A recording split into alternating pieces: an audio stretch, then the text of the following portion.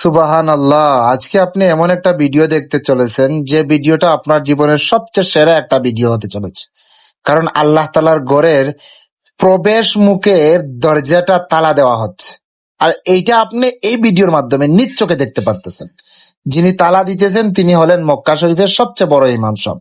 দেখুন, সেই মক্কা শরীফের দরজাটা তিনি তালা দিতেছেন, তালা দিয়ে তিনি বের হয়ে আসবেন।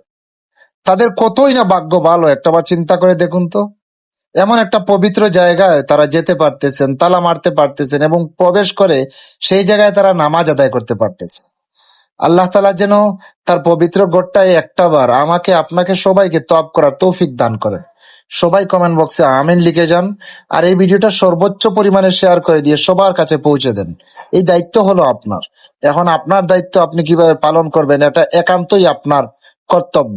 যদি আল্লাহ তাআলার ঘরটাকে আপনি ভালোবাসেন তাহলে কমেন্ট বক্সে সুবহানাল্লাহ লিখে যান।